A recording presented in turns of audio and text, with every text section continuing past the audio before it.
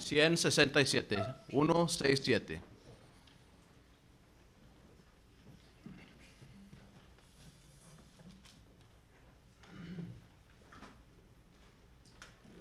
I didn't know that one.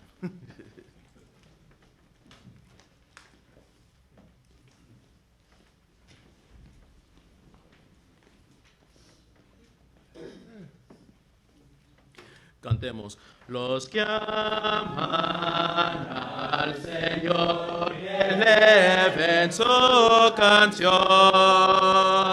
que en dulces notas el olor, que en dulces notas el olor, hacienda su mansión, hacienda su mansión. Caminamos, nuestra mansión la gloriosa, cantando todos marchamos de Dios a la bella mansión. Que callen los que a Dios no anhelen conocer. Mas canten todos a una voz, mas canten todos a una voz, los hijos del gran rey, los hijos del gran rey. A Sión caminamos, nuestra mansión la gloriosa, cantando todos marchamos de Dios a la bella mansión. En Sión disfrutaréis la gracia del Señor. Desde hoy ofrece que tendréis, desde hoy ofrece que tendréis, del trono en derredor, del trono en derredor. A Sión caminamos, nuestra mansión la gloriosa, cantando todos marchamos de Dios a la bella mansión.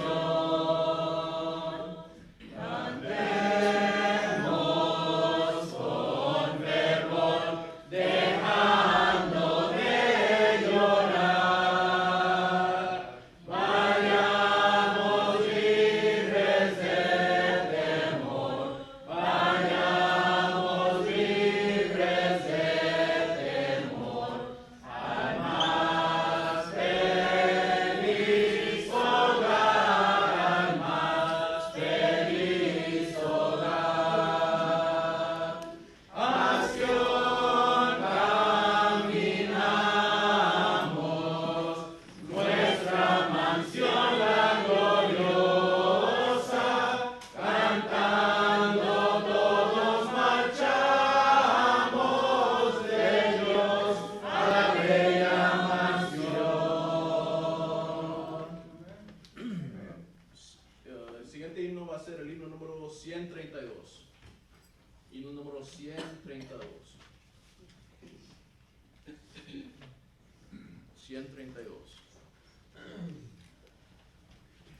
Tiernas canciones alzar al Señor, himnos que lleven del alma la fe, y hablen muy alto del perdido amor que hay en el pecho del hombre que cree. Vengan trayendo ferviente canción, niños y ancianos de Dios al altar.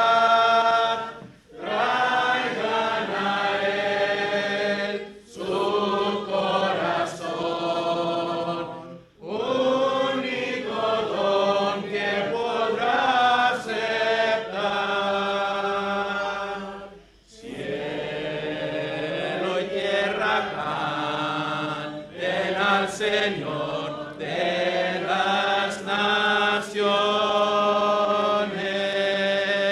Cielo y tierra canten al Señor de las naciones. Y los hombres todos cantan alegres corazones. Sirvan al Señor, que vida y paz siempre les da. Él es la fuente de toda bondad. Él es la vida, la luz y el calor. Solo Él nos libra de cruel ansiedad. Solo Él aleja del alma el dolor. Digno es por tanto que el hombre le dé gloria y honor que resuenen doquier. Vamos a Él, llenos de fe. Nos salvará con su gran poder. Cielo y tierra canten al Señor de las naciones. Cielo y tierra canten al Señor de las naciones. Y los hombres todos con alegres corazones. Sirvan al Señor, que vida y paz siempre les da. Podemos pasar a nuestras clases.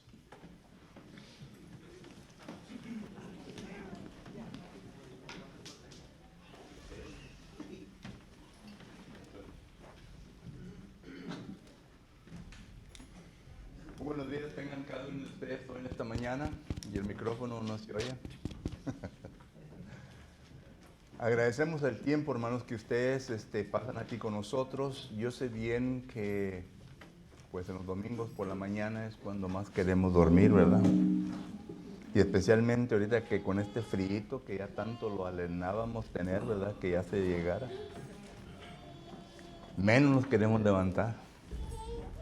Pero gracias a Dios que nos da la oportunidad de poder venir a este local y poder estudiar una porción más de la palabra de Dios.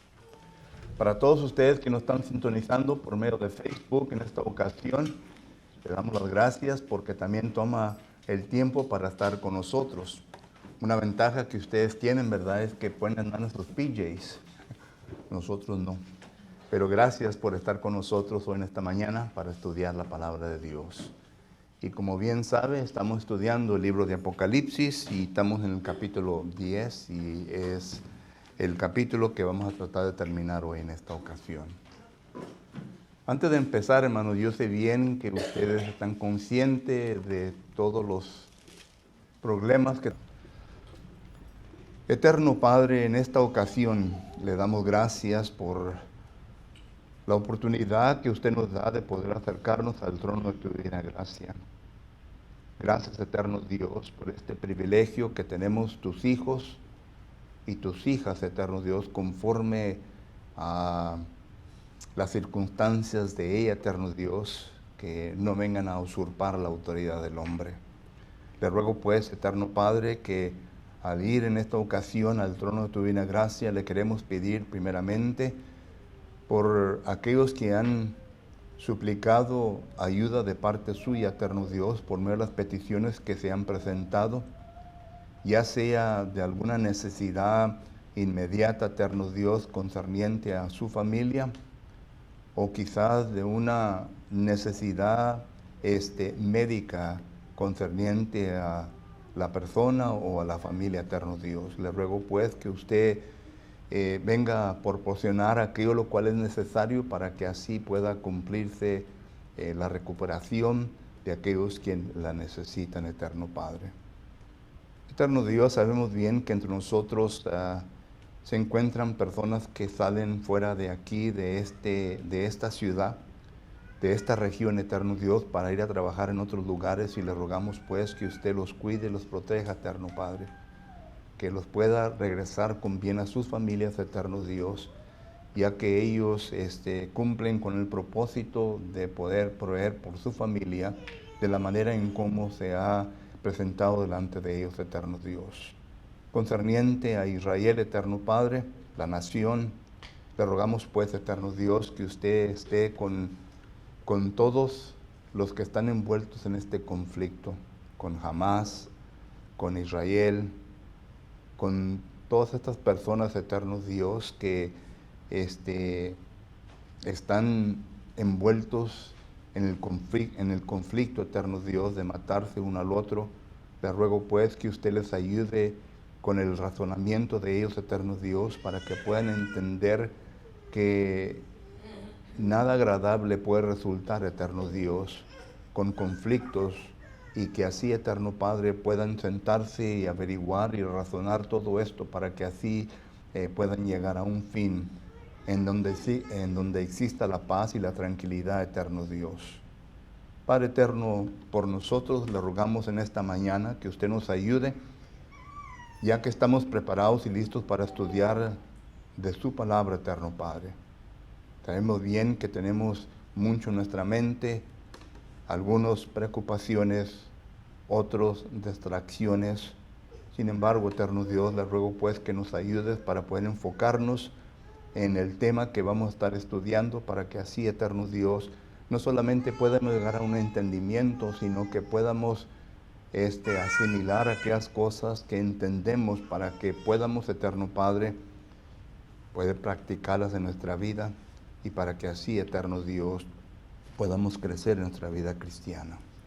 Una vez más le pido por este servidor suyo que me ayude, eterno Dios, a recordar aquellas cosas que usted me ha puesto en mi mente y corazón, mientras que medité sobre este capítulo, y que así, eterno Padre, lo podamos interpretar correctamente conforme a su santa voluntad. Una vez más, gracias por todo. En tu Hijo Jesucristo le ruego y le pido por todo esto, eterno Padre. Amén. Estamos estudiando el libro de Apocalipsis, estamos en el capítulo 10. Apocalipsis, capítulo 10, y pues queremos acabar todo el capítulo, ¿verdad?, hoy en esta ocasión. Ya hemos visto la introducción a este capítulo, y hemos visto que es un interludio, un intermedio entre la sexta trompeta y la séptima, algo semejante a como vimos en el capítulo 7. Y vemos nosotros que aquí, antes de que se toque la séptima trompeta, Dios ha pausado para que pueda Él enseñarle a su iglesia, a los cristianos, qué es lo que habrá de ocurrir cuando se venga a tocar la séptima trompeta. Y esto es lo que vemos. Recuerde que estamos también considerando los ayes. En Apocalipsis capítulo 8 miramos nosotros que el ángel dijo, ay, ay, ay. Esto lo encontramos en el capítulo 8 y versículo 13, en donde el ángel vino a pronunciar 3 ayes, y ya hemos visto 2 de ellos. Estamos viendo, o vamos para el tercero, ¿verdad? Solo que entonces esto es lo que se está cumpliendo aquí, y para que se pudiese desarrollar los ayes, tuvo que haber un interludio para que así pudiéramos entender lo que va a ocurrir. Y mediante el capítulo 10, versículo 1, hasta el capítulo 11, versículo 14. Ese es el interludio, ¿verdad?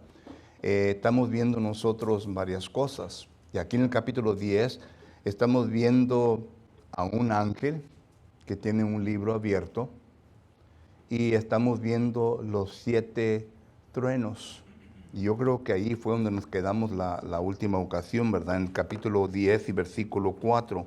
Note lo que dice, 10, versículo 4, dice, cuando los 7 truenos hubieron emitido sus voces, yo iba a escribir, pero oí una voz del cielo que me decía, sella las cosas que los 7 truenos han dicho y no las escribas. En primer lugar, y recuerde que todo esto, hermano, es lenguaje figurativo. Y tenemos usted y yo que entender cuál es la interpretación de este lenguaje figurativo. Los cristianos, uno hace la pregunta, ¿por qué lenguaje figurativo? Recuerde que los cristianos estaban pasando por unos tiempos dificultosos en la vida de ellos. Si usted ha leído la historia de las catacumbas y de la manera en cómo los cristianos fueron tratados durante este tiempo, se dará cuenta de que, ya lo ha repetido varias veces también, que ellos traían un ceño de un pescadito y este pescadito estaba cortado por la mitad. Hoy en todas las tiendas lo venden, ¿verdad? Y adentro tienen que dice Jesus, que dice Jesús. Pero este pescadito, ¿verdad?, estaba cortado por la mitad y cuando se sentaban a hablar, alguien ponía la mitad del pescadito y luego alguien más ponía la otra mitad y ya comenzaban a hablar concerniente a la religión, concerniente a Cristo. Y así no eran puestos a muerte. Bueno, durante este tiempo se tuvo que escribir, se tuvo que hablar figurativamente para que el imperio romano, el emperador, no matara a las personas que pues creían en Cristo Jesús. Así era. Entonces miramos nosotros que por esa razón se viene a escribir el lenguaje figurativo. Y es lo que tenemos nosotros en el libro de Apocalipsis. Quizás la manera en cómo las cosas están sucediendo en nuestra vida, ¿verdad? Quizás nosotros los cristianos en un tiempo tengamos que hablar con lenguaje figurativo. Porque ya abiertamente no puedes hablar en contra de los homosexuales. ¿Cómo pudiéramos nosotros hablar de un lenguaje figurativo en contra de los homosexuales? Ya abiertamente no puedes hablar en contra de nuestro gobierno. Y nuestro gobierno está corrompido. Entonces, ¿qué palabras usaríamos nosotros en forma de lenguaje figurativo para hablar concerniente a nuestro gobierno? Y estoy hablando ya de una época cuando ya nos lleven, ¿verdad?, que si acaso nos escuchan, nos ponen en la cárcel. Yo me acuerdo hace tiempo atrás que el director de la escuela Sunset, el hermano Scott, yo creo que se llama el hermano Scott. Como yo fui profesor ahí en la escuela de Sunset por varios años, me llama y me dice, queremos que tú te encargues de la región de Cuba, de la República Dominicana y de Haití y regreses a Miami. Y le digo, está bien, pero me querían mandar a Cuba para poder ir a hablar con la hermandad ahí, para poder establecer relaciones. Y al hacer trámite de todo esto, hermanos, me di cuenta, porque investigué, ¿verdad? Me di cuenta que Fidel Castro en ese tiempo infiltraba a la iglesia de Cristo con sus espías para ver si acaso uno hablaba mal de Fidel Castro. Y si acaso hablabas mal de Fidel Castro o si hablabas en contra de lo que Fidel Castro no quería que hablases, te ponían a la cárcel. Y pues yo inmediatamente, ¿verdad? Quizás llámeme cobarde, hermano, pero yo le dije, no voy. Yo no quise ir. Yo no quise tener esa restricción sobre mí de no poder hablar abiertamente concerniente a la palabra de Dios. Pero quizás estoy hablando de Cuba, estoy hablando de Fidel Castro, pero quizás llegue este punto aquí a Estados Unidos. Cuando nosotros que hablamos públicamente, y eso es lo que trata el capítulo 10, que cuando nosotros hablamos públicamente tengamos que hablar concerniente a la voluntad de Dios y nos pongan en la cárcel por causa de hablar en eso. Solo que puede llegar. Todo depende de nosotros los cristianos. Bueno, esto era el problema con los cristianos en aquel entonces. Y por esa razón la figura, el lenguaje figurativo, para que así los cristianos puedan entender. Solo los cristianos entendían qué era lo que Juan estaba comunicando. Por ejemplo, cuando habla de los 7 truenos, ellos entendían, porque la Biblia lo describe, hermano, ellos entendían que los 7 truenos simplemente quiere decir el principio de la ira divina. Por ejemplo, Apocalipsis capítulo 8, versículo 5, y no leo los pasajes porque se me pasa el tiempo. Apocalipsis capítulo 8, versículo 5, Apocalipsis capítulo 11, versículo 19, Apocalipsis capítulo 16 y versículo 18. Todos estos versículos nos está hablando de los truenos. Y noten que el contexto nos habla de que Dios envía truenos antes de pronunciar su ira divina en contra de aquellos de quienes está hablando o con quienes está hablando. En este caso, está hablando con el Imperio Romano, está hablando con el emperador romano, Domiciano. Solo que esto es lo que vemos en el versículo 4. ¿Okay? En el versículo 4, cuando vemos nosotros concerniente a los 7 truenos. Pero nota otra cosa interesante que el versículo 4 nos enseña. Que aquí se le dice a Juan de que guarde y que no escriba lo que ha oído. Es interesante. ¿Por qué creen ustedes que Dios le pone esta restricción a Juan, el apóstol?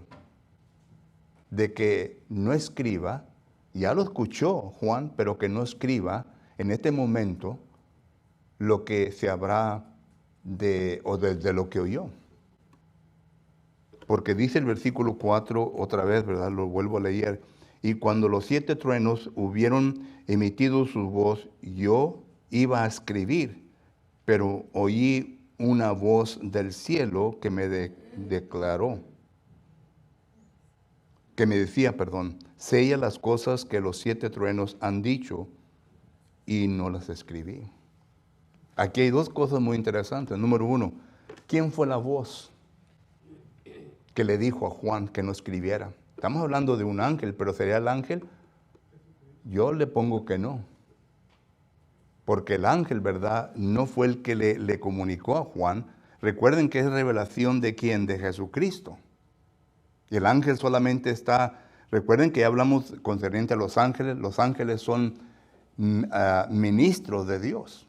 Salmo 106 no habla, y también Hebreos capítulo 1 nos habla de esto. Solo que esta voz, con el contexto que tenemos en el libro de Apocalipsis, por ejemplo, Apocalipsis capítulo 1, versículo 10, ahí dice que oí una voz, dice Juan, oí una voz, y esta voz que oyó, ¿fue de quién? De Jesucristo. Otra vez vuelve a repetir la misma frase en Apocalipsis capítulo 22, versículo del 3 en adelante. Oí una voz. Y si usted tiene una Biblia con letras rojas de Jesucristo, noten las letras rojas que siguen, son de Jesucristo. Entonces, yo digo que esta voz que oyó Juan fue la voz de Jesucristo. Y Jesucristo le dijo que no escribiera. Hay ciertas cosas, hermanos, que nosotros como los seres humanos no podemos comprender. No le podemos sacar sentido a lo que Dios dice. Estamos comparando lo infinito con lo finito. Es decir, estamos comparando a lo divino con lo humano. Por ejemplo, cuando a Daniel se le comunicó unas palabras tremendas concerniente a su tiempo en Daniel capítulo 12, noten lo que el ángel Miguel le dice a Daniel. Dice, guarda esto, no lo vengas a comunicar, séllalo porque no es para tu tiempo. Y claro, ¿verdad? Que cuando interpretamos el libro de Apocalipsis, tenemos que estar bien familiarizados con el libro de Daniel y con el libro de Ezequiel. Porque hay una similitud entre el libro de Daniel y Ezequiel con el libro de Apocalipsis, también el libro de Zacarías. No sé si usted recuerda cuando empezamos a estudiar el libro de Apocalipsis, les dije, lean el libro de Daniel, el libro de Ezequiel y el libro de Zacarías, porque son libros que tienen también lenguaje figurativo que Apocalipsis usa. Entonces miramos nosotros que esto simplemente quiere decir lo siguiente. Hay cosas que Dios no quiere que usted y yo vengamos a entender porque no las podemos comprender. Y como somos personas que no podemos comprender totalmente la voluntad de Dios, porque recuerden lo que dice Isaías 55, que es versículo 8 en adelante, dice que los pensamientos de Dios son mucho más elevados que los de nosotros. Entonces no podemos comprender y por lo tanto no se nos da a saber. ¿Recuerdan cuando los apóstoles le preguntaron a Jesucristo, Señor, Jesucristo había resucitado a los muertos, estaba ante sus apóstoles y le estaba comunicando concerniente al reino de Dios, Hechos capítulo 1? Y los apóstoles respondieron, Señor, ¿restaurarás el reino de Dios en este tiempo? Y note lo que le dice Jesucristo en Hechos capítulo 1 y versículo 7. En Hechos capítulo 1 y versículo 7 dice la palabra del Señor, son palabras de Jesucristo. Dice, no os toca a vosotros saber los tiempos o las sazones que el Padre puso en su sola potestad. Dios lo sabe. Y si Dios lo sabe, Jesucristo lo sabe, porque Jesucristo es Dios. El propósito eterno, el plan eterno de Dios, el Espíritu lo conoce, Jesucristo lo conoce, Dios lo conoce, pero en ocasiones no se da a revelar por causa de que, pues, no lo vamos a comprender. Y esto es lo que estamos viendo aquí en el versículo 4 de Apocalipsis capítulo 10. Que no se va a comprender bien, entonces dice, séllalo. Enseguida miramos nosotros los versículos del 5 al 7. Y este es un mensaje del ángel, el ángel del cual estamos hablando. Y note lo que le dice, el ángel que vi en pie sobre el mar y sobre la tierra, levantó su mano al cielo y juró por el que vive por los siglos de los siglos, que crió el cielo y las cosas que están en él, y la tierra y las cosas que están en ella, y el mar y las cosas que están en él, que el tiempo no sería más, sino que en los días de la voz del séptimo ángel, cuando él comience a tocar la trompeta, el misterio de Dios se consumirá, como él lo anunció a sus siervos los profetas. Ahora, aquí hay varias preguntas. Número 1, sabemos que está hablando de Dios, está hablando de la deidad. Podemos probar bíblicamente que el Espíritu crió el mundo, podemos probar bíblicamente que el Padre creó el mundo, podemos probar bíblicamente que Jesucristo creó el mundo. La deidad son los creadores del mundo. Pero noten que aquí en este texto, hermanos, el mensaje del ángel es que ya hay un plan que está en efecto, pero que Dios únicamente es el que lo conoce.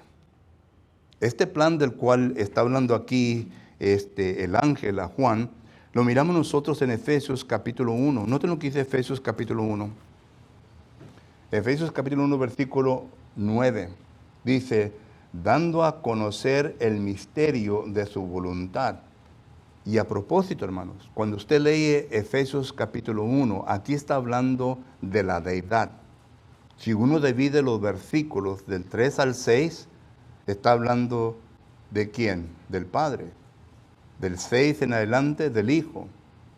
Y el resto de los versículos habla del Espíritu Santo. Esta es la deidad. Pero note lo que dice el versículo 9. Dando a conocer el misterio de su voluntad, según su beneplácito, el cual se había propuesto en sí mismo. Ahora pregunta, ¿cuándo se propuso Dios esto en sí mismo? La contestación es 1 de Pedro capítulo 1, versículo 18 en adelante. Es en la eternidad. Y luego dice, de reunir todas las cosas en Cristo, en la dispensación del cumplimiento de los tiempos, así las que están en los cielos como las que están en la tierra. En Él mismo, dice, en Él asimismo tuvimos herencia, habiendo sido predestinados conforme al propósito del que hace todas las cosas según el diseño de su voluntad. Entonces, existe un plan eterno. ¿Y se ha puesto usted a pensar cuál es el plan eterno? Ya hablamos en el capítulo 5 de que este libro, el cual Jesucristo es el único que pudo abrir, habla de un plan eterno de Dios. Y Jesucristo es el único que vino a abrir este libro. Aquí estamos hablando de un libro ya abierto, un mensaje que ya se ha comunicado, el librito que ya está abierto. Y entonces estamos viendo ya la consumación del tiempo que Dios se propuso en la eternidad. Eso quiere decir un fin. La palabra consumir ¿verdad? Es la palabra griego telos, que quiere decir el fin. Es la palabra que se usa aquí, el fin. Pero nos le preguntamos, ¿el fin de qué? Porque no está hablando del fin del mundo. Entendemos eso. Ya hemos establecido eso. Estos son juicios en contra de ¿quién? En contra Roma. En contra Roma y en contra el imperio o el emperador. Emperador. Está hablando Roma y estamos hablando Domiciano. Este es el emperador en ese tiempo. Y aquí está la clave, hermanos. Note lo que dice el versículo 7, porque es la conclusión de este pensamiento. El versículo 7, la última parte dice, como Él lo anunció a sus siervos, los profetas. Ya nos acercamos a mirar, ¿verdad?, el fin que Dios propuso en su mente en la eternidad. Estamos contestando la pregunta, ¿qué es el fin? Bueno, los profetas,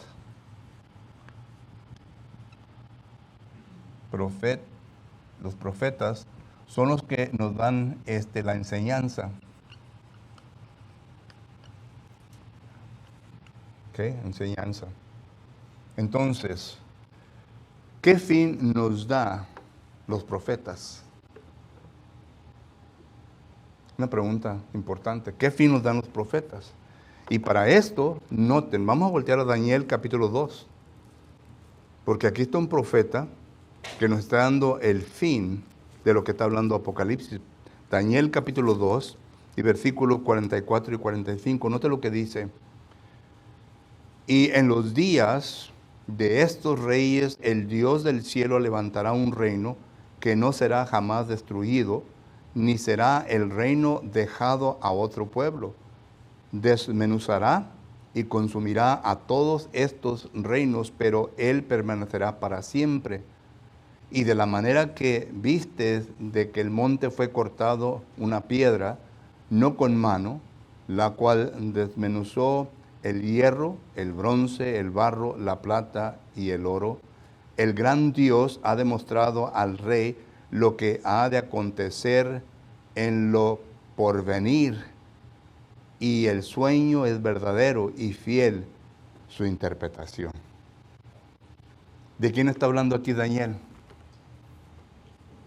Del Imperio Romano. El Imperio Romano. Que el Imperio Romano iba a llegar ¿a qué? A un fin. Este plan, este pensamiento ya estaba en la mente de Dios, y aquí se va a llegar la consumación, el fin. Roma va a ser destruida. Y noten quién es el que va a prevalecer. La iglesia de Cristo. ¿Que no sería un tipo de ánimo a los cristianos esto? Claro que el cristiano que lo entienda. Hermano, si alguien le dijera a usted, no importa qué tanta persecución pase usted, no importa qué tanto problema venga a tener en su vida, usted ya es victorioso. ¿Lo cree? Claro que sí, ¿verdad? Porque el que está en Dios, ¿verdad? Romanos capítulo 8, versículo 31.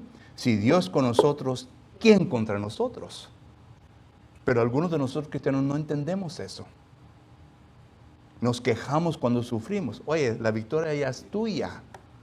Aprende a vivir con eso. Aprende lo que esto trae para tu vida. El sufrimiento es bueno porque nos hace cabales, dice Santiago capítulo 1, versículo 4 y 5. Y los cristianos que estaban pasando por esto, ¿qué es la oración de ellos? Apocalipsis 6, versículos 6 al 9. Señor, ¿hasta cuándo nos vas a dar la victoria? La victoria ya es de ellos.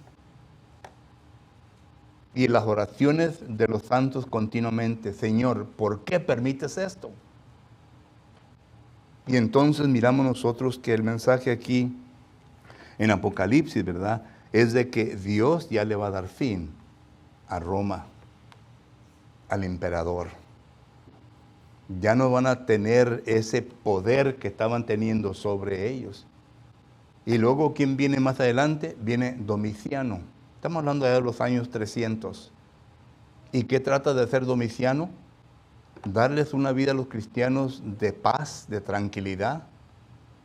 Domiciano fue convertido, pero muchos piensan que fue convertido a la iglesia de Cristo. No fue convertido a la iglesia de Cristo, fue convertido al cristianismo, pero al cristianismo corrupto que en aquel entonces existía. Pero aún así, ¿verdad?, trajo paz a la iglesia. Es igual como cuando un presidente entra en la presidencia, ¿verdad? Y aunque no sea cristiano, puede ser católico, puede ser lo que sea, ¿verdad?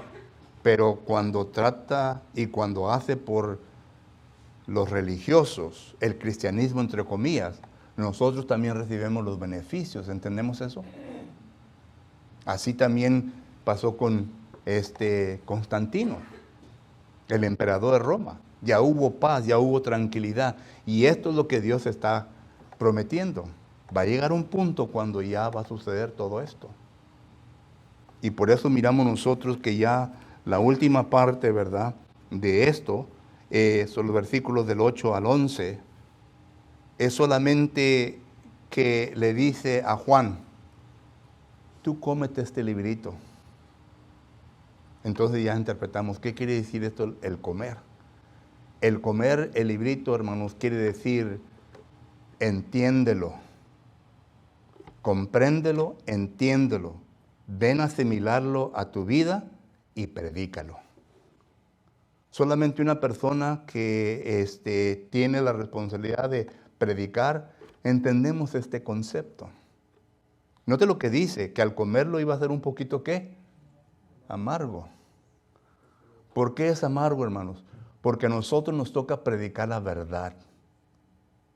Y la verdad muchas veces no cae bien con algunos miembros o con la gente. ¿Recuerdan lo que Dios le dice al profeta Ezequiel? Usted lo puede leer en Ezequiel capítulo 2, del 1 al 11. Tú ve y predícale a este pueblo, pero es un pueblo rebelde, no te va a escuchar, no va a hacer nada lo que tú le dices. Pero note lo que dice el versículo 8. Y cómete este libro.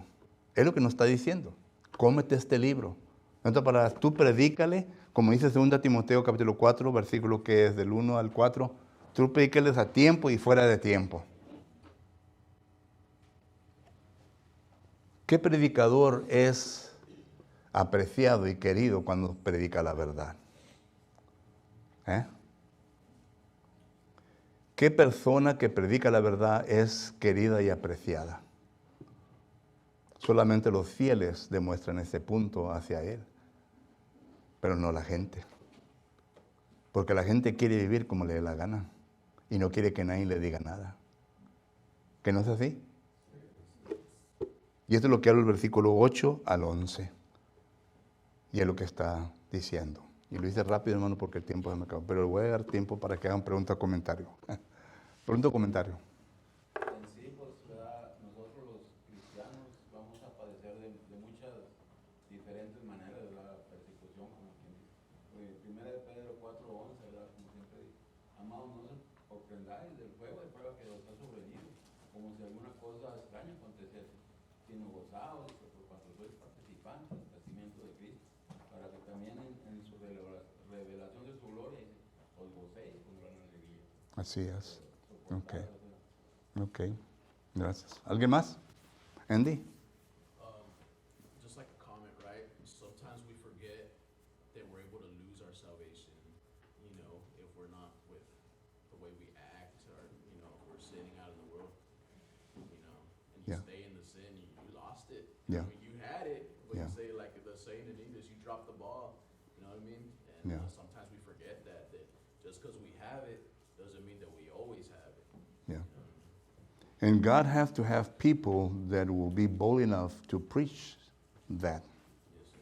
You know, some people that are living comfortable in sin don't like to hear. Yes, sir.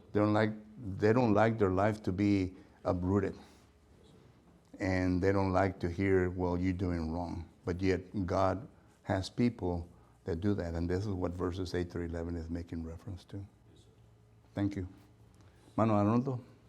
Sí, digo, los apóstoles, ¿verdad? Por predicar el evangelio, ¿verdad? Los dulces y los amargos, ¿verdad? Tuvieron triste muerte, ¿verdad? Sino que hoy en día, ¿verdad? Predicar, ¿verdad? Pues a la gente se ofende, pero en aquellos tiempos de los apóstoles, ¿verdad? Era muy duro, muy amargo, ¿verdad? No sé. Hoy en día también, hermanos, no se ve tanto, ¿verdad? Yo he conocido varios predicadores que han predicado un poquito fuerte, ¿verdad? Y lo han despedido. ¿Sabes que ya no te necesitamos? Por favor, recoja sus teliches y váyase. Es todo. ¿Me entiendes? Está bueno. Pero hay predicadores, ¿verdad?, que se ponen en sus muros y dicen, ¿sabes qué? No me voy. Y es cuando los problemas empiezan. Ya no va a resolver nada, las cosas no van a mejorar, nomás las va a hacer peor el predicador. Y eso es lo que el predicador tiene que entender. Pero sí es verdad. Hermana Irene. Hermano, por eso la Iglesia de Cristo tiene pocos miembros porque predican la verdad. Al contrario, váyase o pase por una iglesia pentecostés, están llenas. ¿Por qué? Porque predican mala doctrina. A veces yo he visto que hasta los mismos pastores que dicen, ¿verdad?, andan con ellos en los bailes, Sí, hacen sus fiestas, así es. bailes, o sea, no les evitan la mano. ¿Por qué? Porque se les va la gente. Y se la quitan con decir, no, en la iglesia de Cristo no hay amor. Todo depende en cómo interpreten la palabra amor. Pero sí es verdad, hermano. Hermano, ¿no levantó la mano usted? ¿No se me pasó por alto o qué? Por último, hermano. Sí, Hechos 20 o 27, cuando ahí usted me corrige. Cuando dice el apóstol Pablo, no he usado, ¿verdad? Enseñaos todo el consejo de Dios. No nomás porque todo. ¿Y qué le pasó al apóstol Pablo? Sí, está correcto, Hechos 20, 27. ¿Y qué le pasó al apóstol Pablo? Miren más cómo lo maltrataron. En la primera región que llegó a predicar, lo golpearon y lo arrastraron fuera de la ciudad pensando que estaba muerto, pero él se levantó y entra de nuevo a la ciudad. Pero ese es el tratamiento.